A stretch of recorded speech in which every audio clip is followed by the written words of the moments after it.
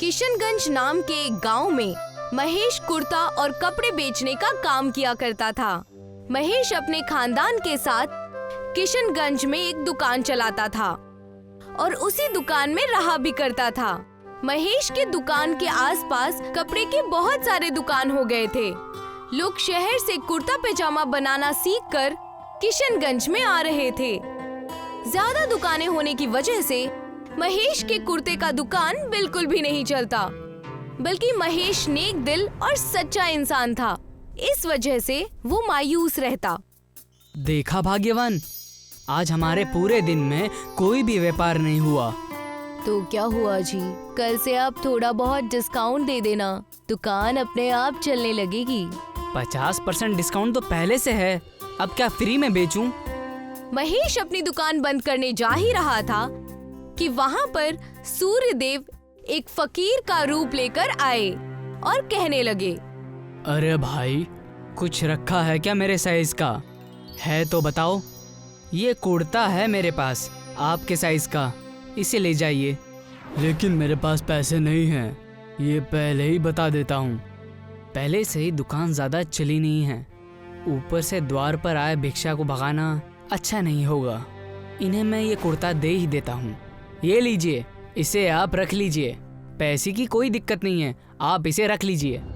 जैसे ही कुर्ता महेश ने आगे रखा, फकीर अपने असली रूप में आ गए, सूर्यदेव बनकर। तथास्तु बालक, तुम्हारा मन इतना साफ है, मैं तो तुम्हें बस परखने आया था। तुम तो बिल्कुल नेक दिल इंसान हो और बहुत अच्छे निकले। मालिक, आप इस रूप में? मैं तुम्हारे भक्ति भाव और तुम्हारे नेकी से प्रसन्न हुआ। अब से तुम्हारे दुकान पर जो भी कुर्ते आएंगे, मैं उन्हें सूरज का कुर्ता बना दूंगा। उस कुर्ते में बाहर से जितनी चमक होगी, उतना ही अंदर से मुलायम होगा। अगर आप ऐसा कर देंगे तो मेरा घर चल पड़ेगा, मेरे परिवार का भला हो जाएगा।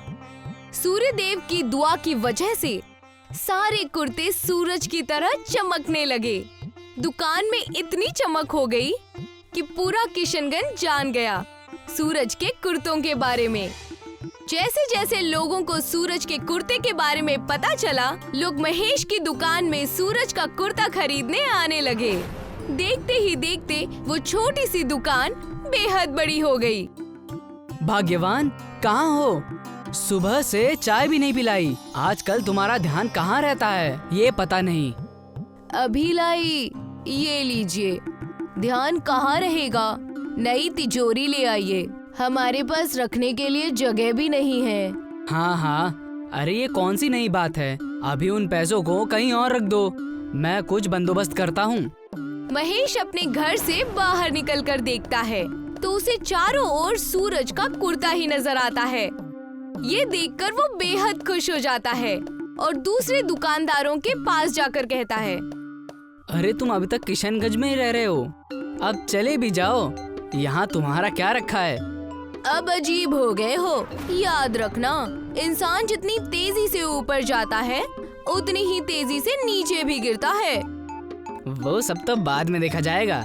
अगर तुम्हें सूरज का कुर्ता बेचना है तो लेकर बेच दो, मेरे दुकान से खरीदो और ज्यादा दाम पर शहर या दूसरे गांव में जाकर बेचो। इससे तुम्हें भी मुनाफा होगा और मुझे भी। बड़े आए हमें मिलाने वाले, भूल गए क्या जब तुम दिन भर दुकान में बैठकर मच्छर मारा करते थे?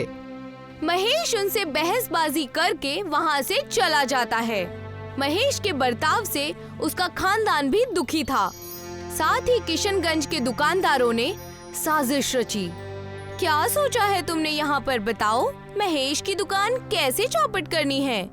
अगर हमने उसकी दुकान चौपट नहीं की तो हमें बहुत परेशानी होगी।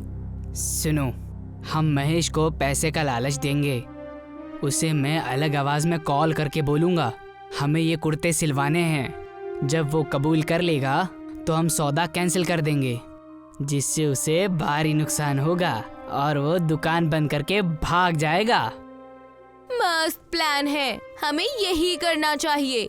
बाकी दुकान वाले साजिश रच ही रहे थे कि महेश सूर्यदेव के मंदिर जाकर उन्हें सुबह सुबह जल अर्पण करता है।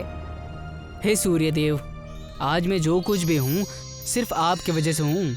तभी महेश को उस कपटी दुकानदार का कॉल आता है।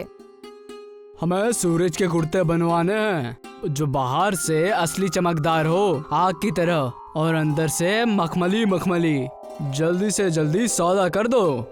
ये भी कोई बोलने की बात है। सौदा आपका कबूल है। आपको आपके कुर्ते जल्दी ही मिल जाएंगे। महेश सूरज के कुर्ते को बनाने की तैयारी करने लगा। अरे भाग्यवान, सुनती हो? हमारे दिन और भी अच्छे होने वाले हैं। सूरज के कुर्ते का सौदा मिला है। अगर मैंने ये करके दे दिया ना तो सूरज देवता का मैं छोटा सा मंदिर बनवाऊंगा। अरे ये क्या, आपने तो मन्नत मांग ली। मैंने ये मन्नत बहुत पहले मांगी थी। अब ऐसा लग रहा है कि अब ये मन्नत हकीकत हो जाएगी। महेश बाजार से थोड़े पैसे उठाकर सूरज का कुर्ता बनाना शुरू कर देता है। सूरज देव की दुआ की वजह से सारे कुर्ते सूरज की तरह चमकदार बन जाते हैं और तैयार हो जाते हैं। मालिक, आपका सौदा पूरा कर दिया है। आप गाड़ी भिजवाकर सारे सूरज के कुर्ते लेके जा सकते हैं। जैसे ही महेश ने कॉल लगाकर ये कहा, महेश की दुकान में बाकी दुकानदार आ गए और कहने लगे, अब आया ना मजा। ये हुई ना बात। मैं कुछ समझा नहीं। आप सब कहना क्या चाहते हैं? वो सौदा करने वाला कोई और नहीं, मैं ही था। मैंने ही तुम्हें गुमराह किया और तुमसे ही वो सौदे की बात की थी ताकि तुम्हारी दुकान ठप हो जाए।